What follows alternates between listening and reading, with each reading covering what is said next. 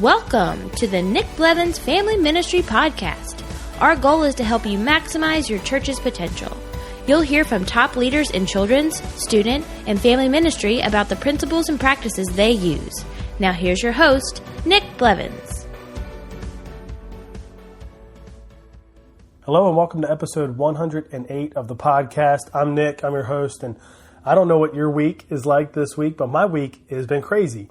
Our family's moving just within the area, but we're moving, so we had to fix up our old house to get it on the market and move into this new house, which needed some fixing up as it was a foreclosure and all of that. So life has been pretty crazy, some long hours, lots of physical labor, and even now we're heading into some time we're going to get away with the family a little bit for summer for some fun. But I don't want you to miss this episode where I interview Britt Kitchen. Britt is on staff at North Point Ministries, so he's not on staff at North Point Community Church. And we've talked to a number of folks that are on staff with North Point Ministries in the past. We have another interview coming up as well.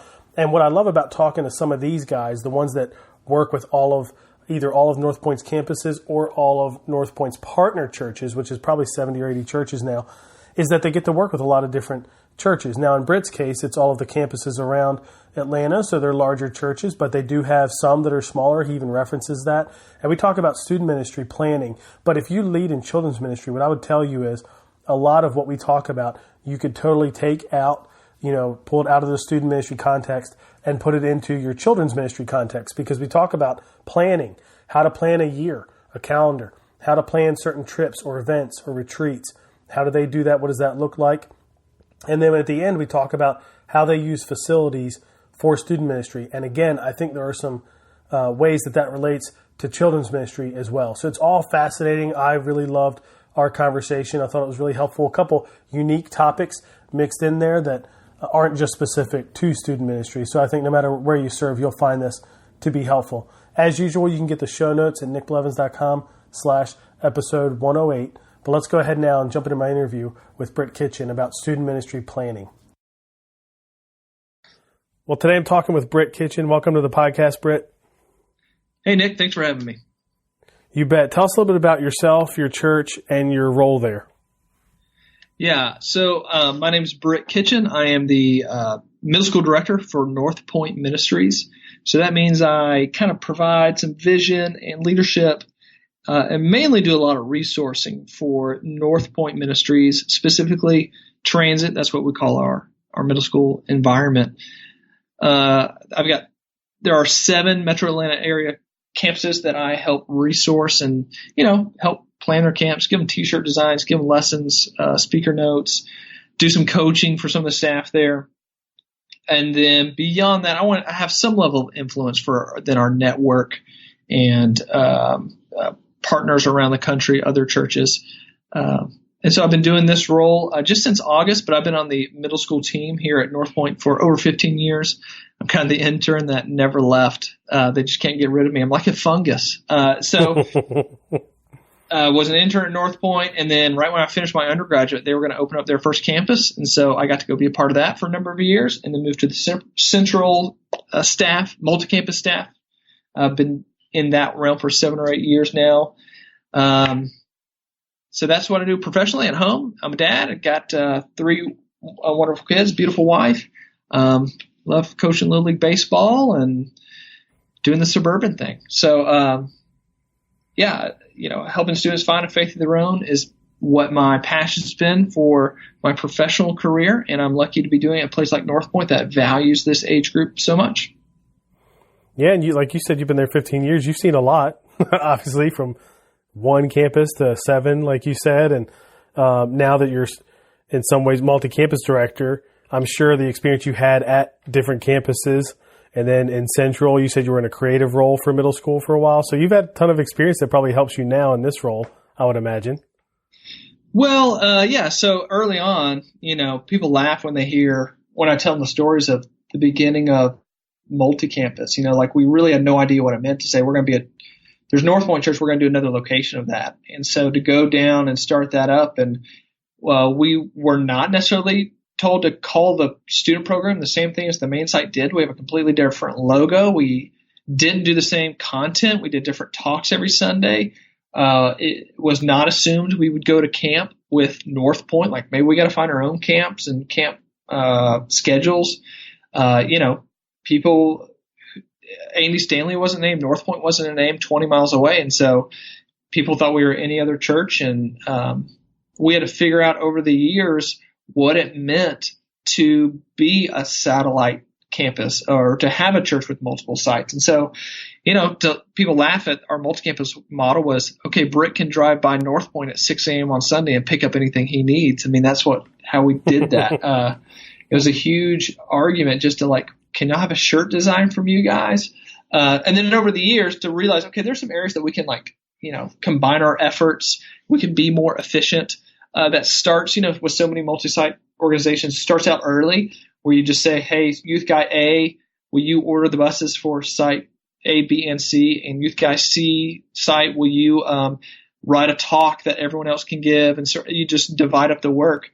And we did that for a long time. And then at some point had so many campuses that realized, well, we probably need some people centrally who are just full-time worrying about making those resources. Because when you are dividing up the work, the problem with that is that those local campus staffs are not spending as much time as they could dealing with local problems, dealing with local students, local families. And so that's like the short version of my job description is take on any project that helps local campuses deal with local students, help local families. And so local leaders, how can they support their leaders better? So we'll, in a way, take on any project, whether that's design a shirt, plan a camp, write a talk, come up with the nurses form for camp, whatever the project is, if it helps the majority of our campuses spend more time with local students, with local leaders. And so that's what I do now is sit around and help align all these different sites and make sure we're all pulling in the same direction as we try to help students find a faith of their own. That's awesome. And we're going to talk about a variety of topics that, again, you've probably seen at the campus level, but now working with multiple campuses, I imagine there's lots of lessons learned. And regardless if people listening are in a multi-site setting or not, I think all of these are topics that student ministry leaders deal with and are interested in. And I wanted to start with just like a calendar, planning a student ministry calendar. You all have a pretty set calendar. We had Louis Lavoie on the podcast recently, and he's kind of the guy that takes what you all do there and helps export that to all the network and partner churches, which is, is it 70 or something like that? There's a lot of them now, right? Yeah, I can't keep up anymore. Yeah. So it was good to hear him talk about kind of what you all do and then how does that work in network churches of various sizes, all over. But what are some tips you think about after 15 years now in different contexts, but all at North Point? What are some tips for planning a student ministry calendar? What are some things you all do seasonally, things that you can count on every year to make sure you're making the best use of your time during a student's year?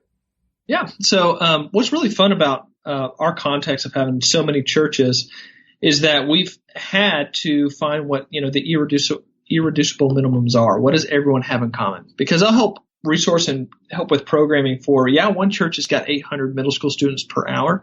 There's another one that I'm just as responsible for that has 20 students an hour. The early days of starting Buckhead Church where I was, my first day was 15 students. And so my brain is still always has that filter of small church because several of those churches I'm resourcing are what people would consider smaller churches. So a lot of that is dictated by our calendar. And so what we like to do, a meeting we used to have every year was in August, we would sit down and plan the next calendar year, the next January through December. And we would, get note cards and sit around and throw out topics that we thought were important for students to hear. And so, all right, friendship and prayer and, all the topics you want to cover. And then it became the discussion, okay, what time of year is it best to cover each one of those topics? And some of them fell into place rather quickly. Friendship made a lot of sense in August because where I am in Metro Atlanta, that's when schools start back first week of August. Okay, so let's put that there. Service. Okay, well, there's this big church-wide service initiative in November. Let's place that there. Talking about moral boundaries, sex and dating, all that stuff was a tricky one to place. And we put it in a few different places throughout the years.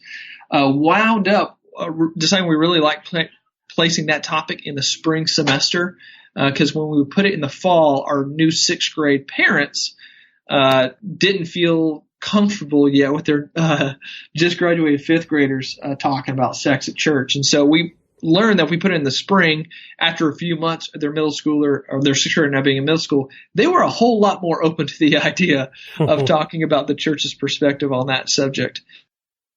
Dropped in.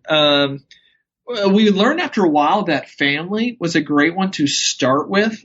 So whenever you promote your sixth graders, for us that's June, we always start with a family series, and it really helps our new small group leaders get an idea of what the students' home context is.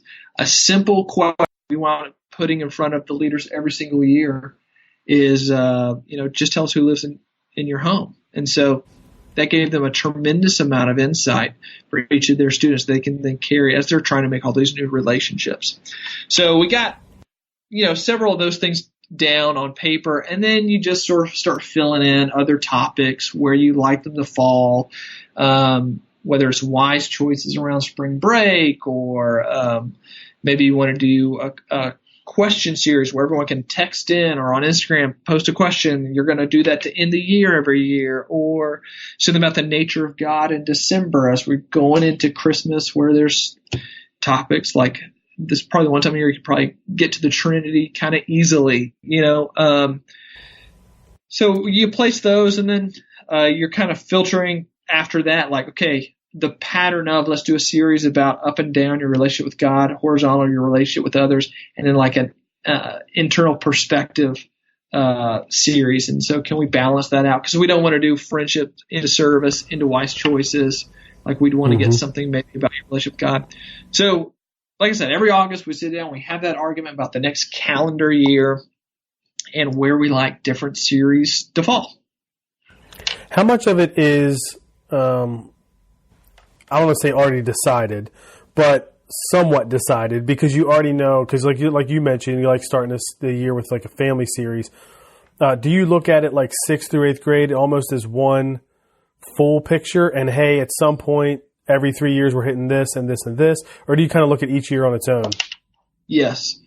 So we like to, at this point, we've been doing this long enough that we got a preset calendar that we like. And so, yes, we do keep in mind all 3 years. And so I like to lay out a calendar where I can see every month over 3 years and figure out some of those topics I would agree are every year topics. Okay, friendship is every year.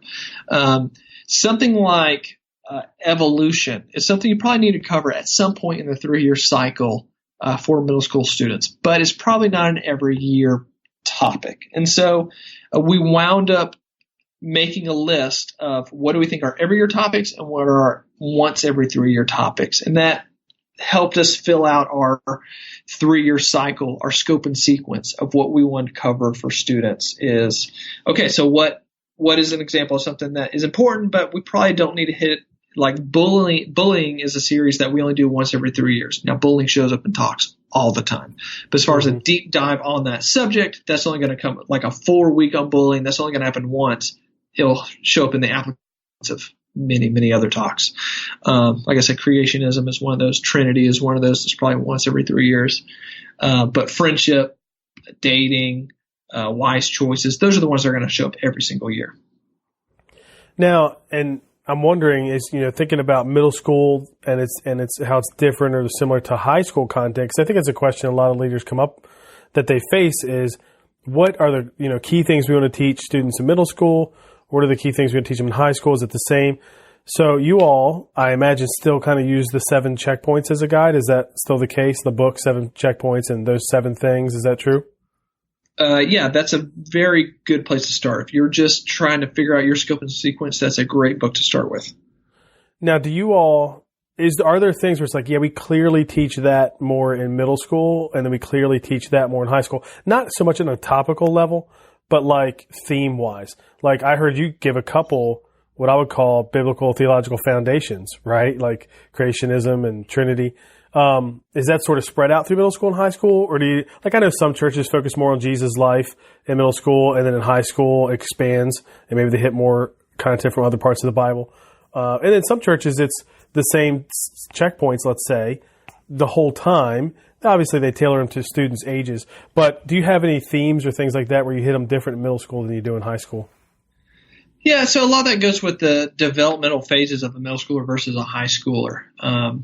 So the term-specific checkpoints or topics are probably the same, but how you're going to approach a subject is going to be very different. So nature of God series. At some point, I assume you're going to talk about the nature of God every year. Middle school, the term the sixth grade atheist is so helpful for me because most sixth graders come in and they are old enough to now realize that the faith they grew up with, where they're maybe have been told God is good all the time and good people love God, and at some point they realize that, okay, well, sometimes bad things do happen to good people, and sometimes bad people might get ahead in life.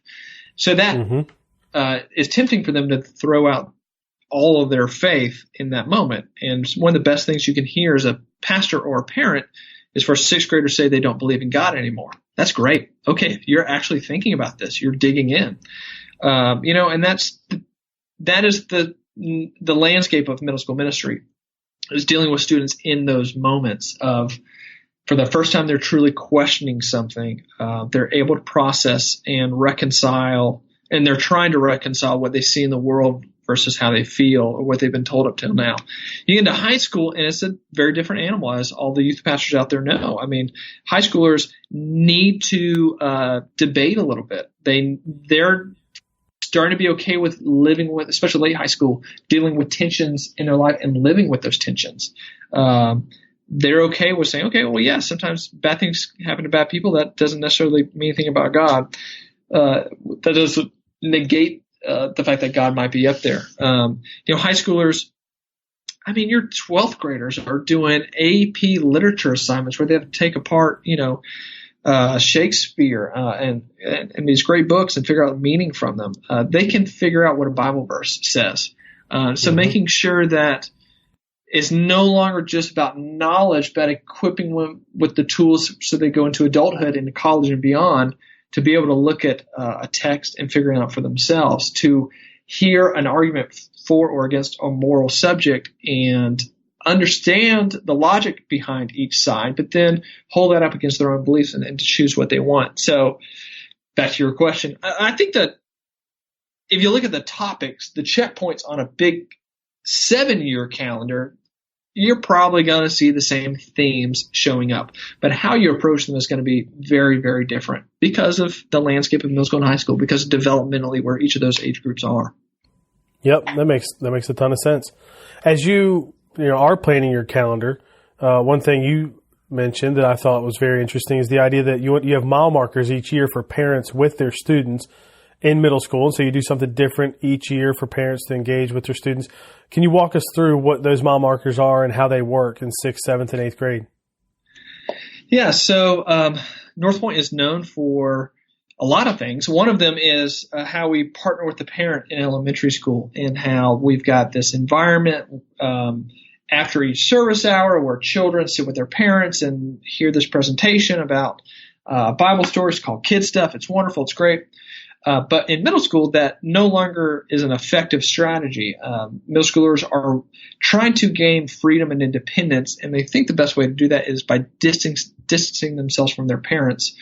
And so we've got to find the back door into partnering with parents. And so an easy way to do that is simply having a podcast or using Facebook Live. So you can watch any middle school talk from any of our locations on Facebook Live. So our parents immediately can tune in and watch. And so that wasn't expensive. You can buy the cameras offline that our camera and a streaming box all built into one, and you put it back on the soundboard, and there you go. Now parents know exactly what we're telling their students each week. So that's one way. But then you mentioned mile markers. So we have tried to identify one key experience for a parent to have with their middle schooler each year. So 3 overall, 1 in 6th grade, 1 in 7th grade, 1 in 8th grade.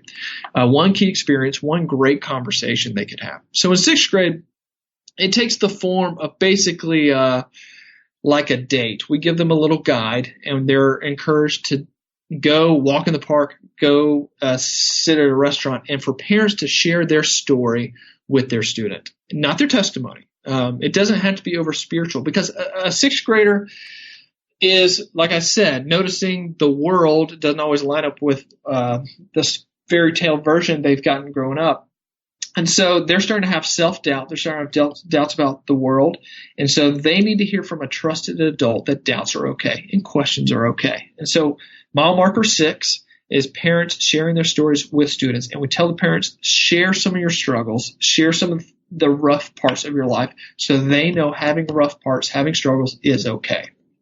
Mile marker 7, the seventh grade experience we want you to have, we want you to go on a mission trip with your students. So our mission trips in middle school are just for that seventh grader who's about to go into eighth grade, that summer after seventh grade before eighth grade, and you have to go with one of your parents. We try to pick things that are cross-cultural, and so parents can see their students seeing life outside of their suburban context, so that students can see their parents serving someone less fortunate. We tell parents it's time for you to go on an adventure with your student. And it actually doesn't take a lot of programming on our side as far as like debrief time or small group time on the trips, because those conversations just naturally happen. Finally, mile marker 8 is the very last week or two of eighth grade before we promote them to high school. We bring our students and their parents together in a room. And we've prepped the parents on all this, and we just talk about how they're going off to high school, how proud we are. And then we want all of our small groups to sit in a circle with the student and both parents. And first, the small group leader stands up and reads a letter saying goodbye to the group. Then that small group leader sits down, and then the parents go around one by one and read a letter aloud to their child, encouraging them, giving them a blessing, pointing out parts of their personality they've seen develop throughout middle school and they wish they would continue to lean into as they go off into high school. Because we'll tell our parents, it's one thing to be a middle schooler and not know who you are. That's okay, and it's part of development, and that's what you should be. You should experiment with who you are and what you like and what group you're going to hang out with. That's what middle school is all about. That's very dangerous to carry that attitude into high school, for there to be a ninth grader walk in and not know who they are or what they stand for. So we're trying to help those students by encouraging them about, hey, we see this in you. We see this character trait. We see this part of your personality really coming out. And so that's how we end our eighth grade groups. Like I said, that's the last time that group is going to be together as this big circle sitting around. Some churches do it like just in their in one of the rooms, sitting around a round table. One church does it like all the families bring lawn chairs and they sit around fire pits in the parking lot. And each parent reads a letter in front of everyone else that's in that small group, reads it out loud to their kid. And that's how we wrap up that small group. So when we get our new parents, our new sixth graders joining our ministry, we tell them, hey, Facebook Live, you can know everything we talk about. And then we tell them we want you to have one experience per year. We call them mile markers so you and your student can look back and remember that time. In sixth grade, parents, share your story. In seventh grade, go on an adventure. In eighth grade, encourage your student. So that's our strategy for partnering with parents in middle school. That's awesome. When you stream messages on Facebook Live, is it on like a page for that ministry at that church? Like, does every campus have its own transit page and they stream it there, or is it in a group? How does that work? Yep. So with social media, we've kind of figured out Facebook is for parents. And so, yes, every location has got Facebook. And then Instagram is more for students. And so we can divide up who we're talking to on each of those platforms. So we point all of our parents to Facebook, and we'll stream the messages there. Yeah, and obviously because there's a separate page for every campus. Because do you still do sometimes different content at different campuses? Occasionally we get off Sunday to Sunday, especially during camp season, because one church goes off to camp and another hasn't gone yet. And so because of that, we found that we need different Facebook pages. Now, websites, even though we're a multi-site organization, we all share the same website. Okay. For student ministry. Each church location has got buckheadchurch.com and brownsbridgechurch.com. But if you were to filter through and hit the transit button on either one of those church pages, it take you all to the same student ministry page. But then they all have different Instagram and Facebook pages. Yeah, that makes sense. And you probably, Does it? I don't know. Saying it out loud, I don't know if it makes sense. Well, I guess what makes sense about it is I'm imagining, I'm not going there right now, but if I went to the transit page, you probably talk about, the calendar probably has all the campuses on there. So if different campuses are going to retreat at different times, it's probably all on that one site. So it's a little more, but I don't know. It's like 6 of one, half dozen the other. It might be more complex to have 7 different pages, 13 different pages once you have that many campuses. So that's true. I don't know. That's the complexities of multi-site world, I guess. There's almost never the best answer. It's just whichever way you want to be confusing, you pick. Yes. So many times in life, you're not choosing the best answer. You're just choosing problems you want to deal with. So that's the problem we chose to pick. So, and then with the mile markers, how long has that been going? We've been experimenting with them off and on for the past maybe 4 years. The problem with them is that they only happen once a year, so you can't refine them. It takes us years to refine it. So every year we get better and better at it. Our mile marker 8 is very strong. We've been doing that maybe the longest. Maybe that has been around in some form for maybe 7 years or 8 years. Mission trips, mile marker 7, that's probably been around 5 years. Mile marker 6 is the one that is the freshest, that we're trying to get the energy around. So we've only been doing that a year or two. And so you had, I guess, 4 years, you've had enough potentially where some class has been through all 3 or close, right? I'm guessing. Right. And I'm thinking about that 8th grade one, I guess, although this might apply to all of them. But I imagine because you're getting the small group leader to share their story, you're getting parents to write letters, that you probably equip them with some help, like here's a guide, here's some things you can talk about, both the small group leader and the parents, I would imagine. Oh, for sure, yeah. And that's the beauty of multi-site, is that you do it one time, you immediately realize the resources you need, and you've got lots of people who can try. One of the funnest things about what we do is we all get to experiment and figure out the best way to do something. So these mile markers, we've done them slightly different, like the mile marker 6. This year we're doing them slightly different each location. But then we'll be able to circle up on the back end, compare notes, and then moving forward have the best versions of everything. So yeah, there are resources, there's sample letters, and there's talk notes for who's got to stand up and do the devotional moment before they split into their groups. So yeah, we're figuring all those things out. That's something I hear commonly in multi-site churches, is just the benefit of being able to explore and invest and try new things at one campus, and then it's lower risk because it's one campus, and then if it works, share it across all the campuses. So, which a lot of if it's a church's single site, they can certainly explore and risk and take some of those things too. But I think for some reason it just seems like you see it more in a multi-site model. Of course, they say like innovation happens on the fringes sometimes, so maybe that's what it is there's just more freedom to maybe try something different. If it works, everybody can do it, which is a great thing. And that's my job, is to encourage people to experiment, because it'd be easy to hit autopilot and just do what's always been done. But to give people permission to experiment and try something new.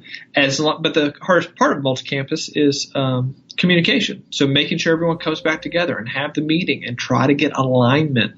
I'm not driving the ship, but a lot of times I'm making sure the alignment is straight on so many topics and getting people to share. And, hey, such and such, bring that up at the next meeting. I want to make sure everyone hears what you did there. The old analogy is true. When you're single site, man, you're a speedboat. You can cut through the water, do whatever you want. When I was at North Point as a single site 17 years ago, it was easy. We'd figure out what we were going to talk about that Sunday, on Thursday afternoon, because it was easy.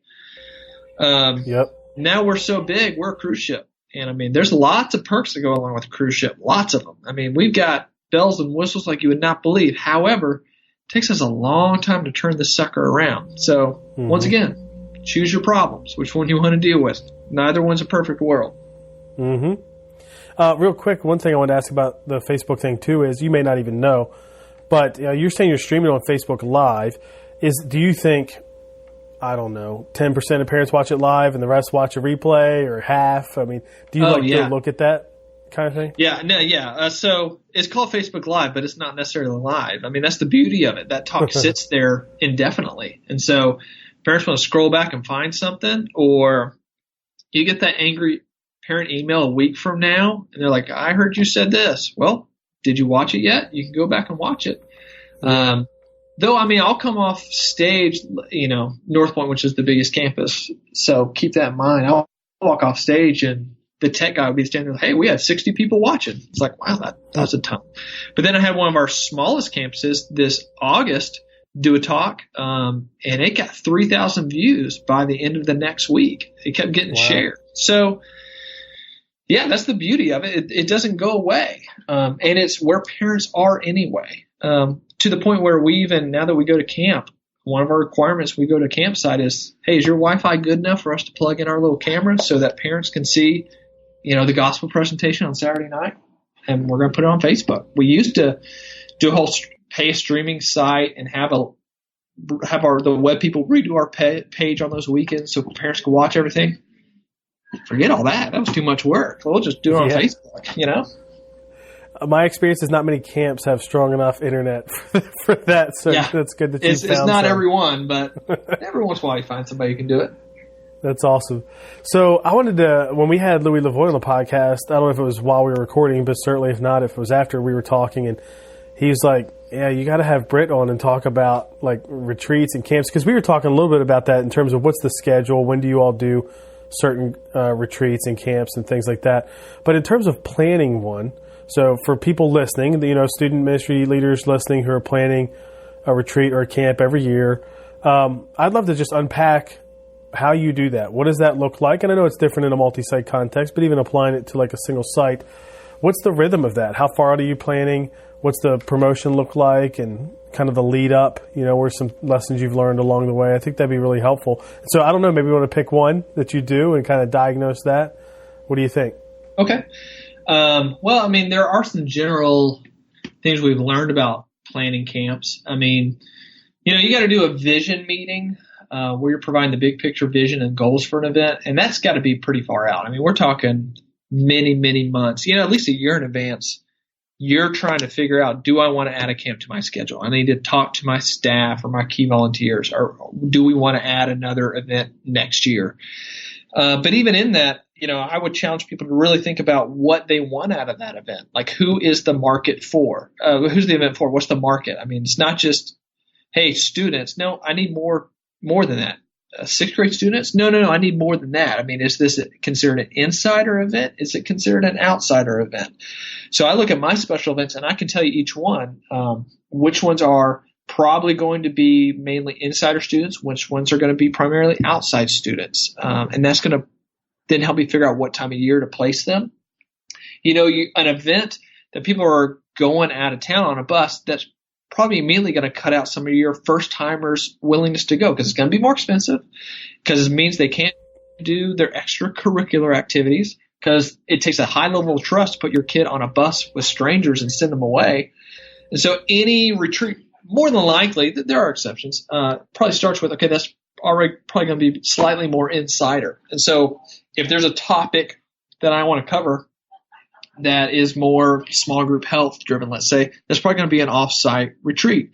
The thing about camp content also is the one time you can guarantee the students are going to hear multiple talks on a subject. If I want to talk about grace in a 4-week series on Sunday, well, I mean, not every kid's going to hear every single talk, but if I do that at camp, they're going to hear every single step of that presentation. An in-town retreat like a D Now is probably going to be more outsider students, because it is cheaper, because they don't have to get on a bus and go out of state or out of zip code, because if they had to go to their travel basketball game, they can check out of the event and check back in. It's easier. So probably a year in advance, you need to be thinking, do I need another event on my calendar? Who exactly is it for? You need to talk to your leadership and find out what they think about budget. Do you expect this camp to make money? Is it supposed to break even? Are you going to subsidize any? Are you at least going to subsidize scholarships? So all that, is really far out, a year in advance. Maybe you get to like 4 months out and you start really trying to crack.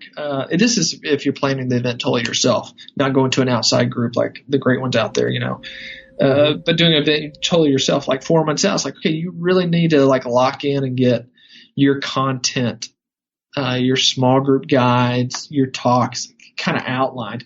Because at 90 days, that's when the whole team starts really cranking up, 90 days out, and saying, okay, we need to drive back out to the camp and get cabin layouts. We need to start making video pieces. We need to start getting T-shirt designs. And so I get nervous doing any of that sort of work without knowing my topics, without knowing my talk notes really well. So get those done 4 months out, because at 90 days, we're cracking the whip. We're going hard in the paint, getting this thing planned out.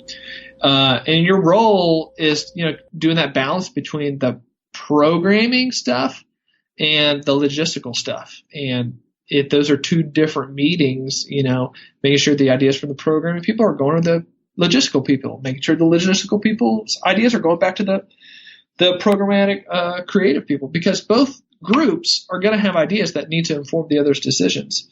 So you're bouncing between those, as the weeks leading up to camp. And then it's time to, really start promoting your event. For us, I guess we start 8 weeks out from the event is typically when we would open a registration. 8 weeks out, then 3 weeks of one price, and then we're going to do a price increase for the next 3 weeks. And then 2 weeks out from the event, registration quote unquote closes, even though we know that no camp is ever actually closed. And that's what you want to talk to your staff and make sure everyone's excited about. Hey, we're closing camp because we need to train our parents to sign up 2 weeks out. So because we got things to order and cabin assignments to make and T-shirts and all that stuff. But hey, I need everyone on my team to know, if a kid shows up even the night of camp, and he's a first timer who we don't know, and he shows up with a backpack saying he wants to go to camp on that Friday night, we find a way for them to go. But that means we got to build in margin everywhere, both in our time and in our ordering. But we're going to try to get everyone signed up 2 weeks before. And in my world, I would say I get 50% of the people to sign up at that early bird price those first 3 weeks. The next 45%, I got to do my math right, 50% beforehand, 45% afterwards, and it's only 5% or less who are sneaking in after that camp quote unquote closes. And so during that whole window, that 8 weeks, where you're promoting, you're showing highlight videos, you're talking about it, you're doing theme games in your regular program to talk about the theme at camp. All the stuff that everyone usually does to get people excited about your retreat or your camp or whatever your next event is. Yeah, I love that. I think I learned the hard way years ago in ministry, but I've learned to love the staggered pricing, like the price increase. Even if obviously I think most people do it for this reason right here, to get people motivated to sign up. And so you could just start with the price that you need to make the budget work, and then everything after that, just helps. And then if you've done it like you have multiple times, like you said, your percentages now, and obviously you build in the margin for that 5% that comes late in the game, which is good. So I love that practice. When do you say 8 weeks out you start promoting it, but what's the earliest parents and students, not students because they don't probably care, but when's the earliest parents have it on their calendar? You get something out at the beginning of the year? How does that work? So our website is going to be updated with camp dates a year out. So as soon as sixth grade camp of 2018 is done, that next week in the office I'm putting up sixth grade camp 2019. These dates are going up there. So they're always out there. And whenever I have a parent meeting, which I don't have very many parent meetings, I do a new sixth grade parent meeting, and then do a seventh grade parent meeting 18 months later. I'll print on whatever my handout is the next couple of dates for them. Beyond that, it's once again the power of Facebook, the power of Instagram.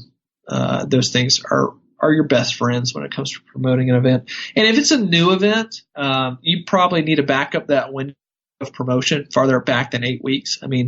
Hey, we've never done a beach trip before, but we're going to big stuff this summer. Well, you need to start that many months before.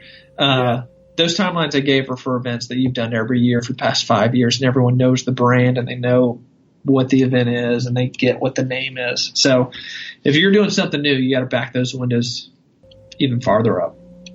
Yeah, definitely. That certainly makes sense. So you're locking in, are you locking in camp registration, not students, but you're getting camp reserved and all that over a year out, so that as soon as the one ends, you can put it on the calendar? Oh, for sure. Yeah. especially if you want to rent out the entirety of a camp. I mean, you need to talk to them 18 months in advance. I mean, I've got my camp dates for the next 2 years done right now. But of course, I'm trying to book for 7 different churches. And so I've got a lot to keep up with. But back when we were one site churches, as soon as you get to the size where you are wanting to book exclusively out of camp, I would talk to them 18 months out is when I'm wanting to get, because you want the best dates. And so get the date that works for you, because you know your local school calendar, and you know that I'm going to look at October, and I know automatically, what's that, President's Day? Columbus Day in October. I don't want to do that. And then my church school system's got another break, got a Friday off for a teacher work day 2 weeks later. That only gives me one good weekend in October. Well, every other church in your school district wants that weekend too. So get your camp dates when you can, 18 months out. Yeah, that's good. We do a fall retreat with other churches, and it's grown over the years, the number of churches. I think it's at 9 now.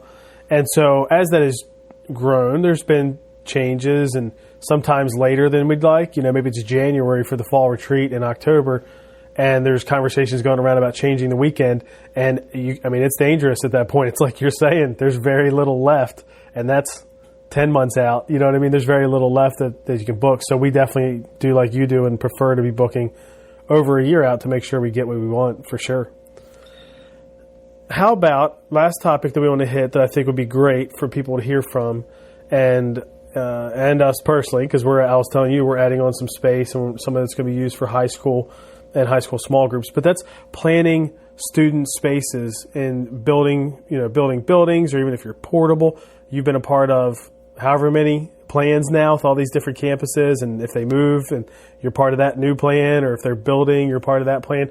So there's a lot that you've learned about creating spaces for students in buildings, and what to do, what not to do. So I'd love to just hear, what are some tips, because I love the way every campus I've visited, as that's a part of North Point Ministries, I always walk away. I even think of when I saw Connexus Community Church, where Carrie is, and they're a partner. Yep. I thought, this was great. It's not nearly the size of maybe what some of the campuses I've seen around Atlanta there, but still the intentionality was excellent. So what are some tips and things you've learned along the way for creating great student spaces?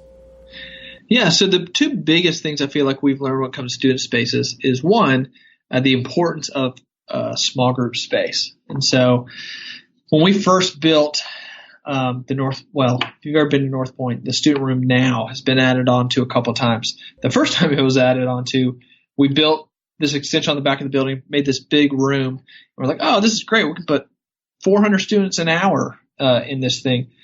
And look, here are 10 small group rooms right off the side of it. And we were so proud of ourselves for having 10 small group rooms. And then the very first Sunday, we're like, oh, wait a minute.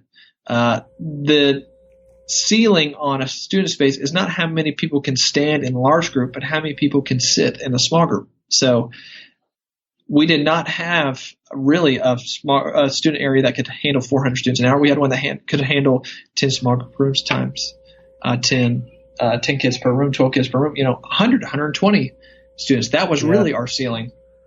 And so we've tried to, with every space we've built, prioritize small group space, because if you want students to actually have discussion, if you want them to actually have a safe place to share anything that's going on in their life, if you truly want them to be genuine and honest and open in group, you have got to give them 4 walls. And so that is constantly the drum that I beat around here.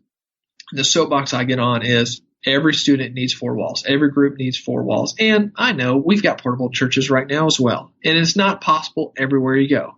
So it's like, I need 4 walls. I can't give you 4 real walls. Okay, can you give me 4 portable walls? How about 4 heavyweight curtains? What about 3 real walls and 1 curtain? Whatever I can get. Because that's what students need. We want small group to be the safest place to talk about anything. And the only way we can do that is with great leaders and a space that allows them to communicate. What about the furniture in them? I don't know if the furniture really matters, but the walls certainly do. If you've been to one of our buildings at this point, we've learned the hard way that those small group rooms make great offices for our staff Monday through Friday, but on Sunday you don't get an office. It's a small group room. So that's one of our fights to help, utilize our buildings and use our resources best, is to just go ahead and say, all right, all the small student area can be offices during the week. And that's worked out really well for us. It's a great use of space. So the number one lesson is small group space, get every group 4 walls. The second one is we've just learned the technology in student rooms, that it's worth the investment, and maybe not necessarily for student ministry. Like there's the level of speakers and TVs and soundboards and microphones that student ministry, quote unquote, needs. And then above that is the level that every other group that comes in there is going to want and look for. And we just learned the hard way. Like we go in and do exactly what the student ministry needed. Well, almost immediately other areas of the church want to use the space. They want to use it for overflow on Christmas and Easter. There's a men's group who wants to do a program on Tuesday nights. There's a singles ministry that wants to come in on Friday evenings.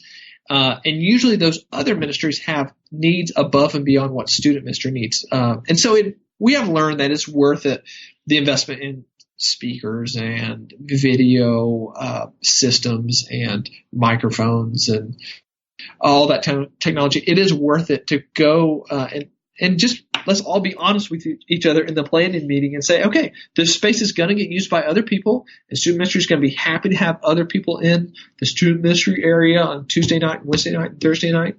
But we need to go ahead and plan for that now. And if we have small group spaces, when we dismiss a group at 11:40, that means whatever other group can come in there and start setting up their meeting before big church is even out. So that when big church is out, you can immediately point people to come down to the student ministry room where round tables are already set up for whatever meeting there is, because our students have moved on to their small group space. So those are the 2 big lessons we've learned: the importance of small group rooms, and then think beyond the primary use of the large group space to all those other ministries, programs that are going to use it, and go ahead and make that investment, because it's worth it in the long run. And now that you have known this, because like you said, you learned it the hard way, where you didn't build enough small group rooms, and now you have offices that double as small groups. Are you to the point? I imagine you're to the point where you're designing offices with student small groups in mind. Right, and you're probably, because I know one thing we're doing is we're expanding here, is I'm definitely fighting for less single offices, one person in a small office, and more team offices, 3, 4, 5 people. That way they can double as small group rooms. Do you guys do that now pretty much as a standard? We think about both together?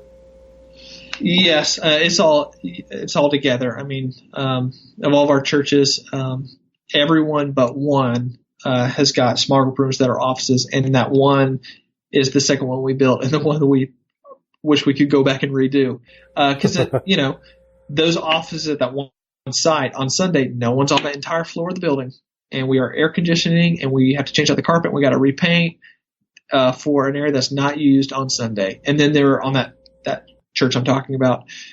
Those small group rooms, those 60 small group rooms, guess what? The whole work week, they're empty and they're not getting used. And so we have to air condition them, and we've got to paint them and put new carpet in every few years. So it was a poor investment. So yes, now, it took us years to get there. I mean, how many times I've had the conversation of someone coming down to the student ministry office with a broken lamp, and they say, the students broke my lamp in my office. And we say, no, the students broke their lamp in their small group room. So we'll get you another one, but let's just make sure we get our language right. That's so funny. Is that really, church-wide, is that kind of the perspective too, that it, at the end of the day, something is viewed as the primary? Do you all view it primarily as the small group space for students, and then it's used as an office? Is that a shared belief, or is that just a student ministry belief?